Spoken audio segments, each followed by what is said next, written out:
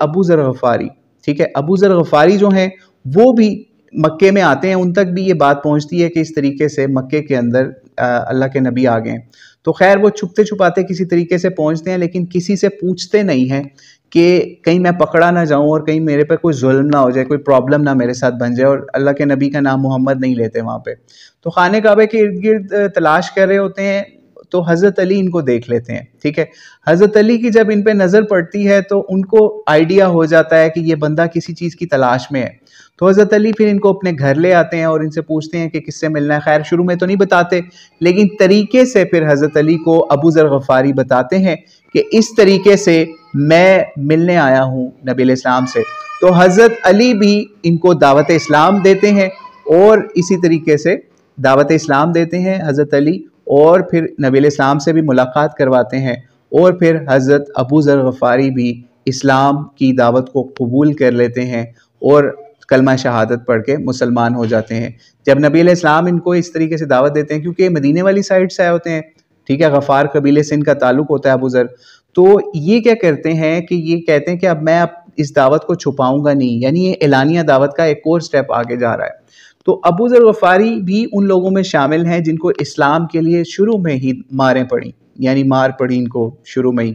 تو ہوا یہ کہ انہوں نے کیا کیا، یہ جب نبی علیہ السلام سے دعوت لے کے اسلام کی نکلے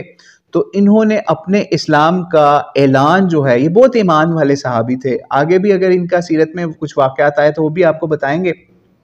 ایمان والے بھی تھے اور بہت سمجھ لیں سادہ اور درویشوں والی زندگی گزارا کرتے تھے، ٹھیک ہے. تو ابو ذر غفاری نے کیا کیا کہ انہوں نے اپنے ایمان کا اعلان جو ہے خانہ کعبے کے اندر جا کے اونچی ساری نعرے لگا کے کلمہ شہادت پڑھا وہاں پہ، اور لوگوں کو کہا کہ میں اس طریقے سے ایمان لے آیا ہوں. جب وہاں قریش مکہ نے ان کو دیکھا یہ کام کرتے ہوئے تو ان کو مارنا شروع کر دیا، بہت مارا، قریب تھا کہ ان کو مار ہی دیتے. تو نبی علیہ السلام کے ایک چچا حضرت عباس، ان کا بتایا جاتا ہے اس وقت اسلام نہیں انہوں نے قبول کیا ہوا تھا، حضرت عباس فوری وہاں پہ پہنچے، اور بھی لوگ پہنچے، انہوں نے ان کو اس مار سے بچایا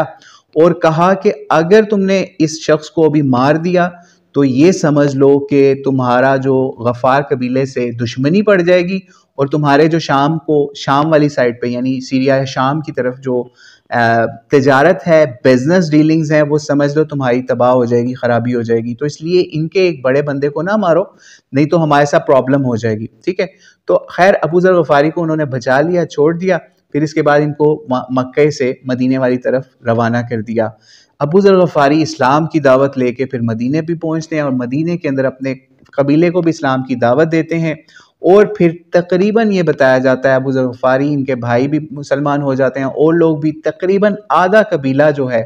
یعنی درجنوں لوگ، dozens of people from tribe of Ghifar, یعنی حضرت ابو ذر غفاری کے قبیلے سے لوگ مسلمان ہو جاتے ہیں.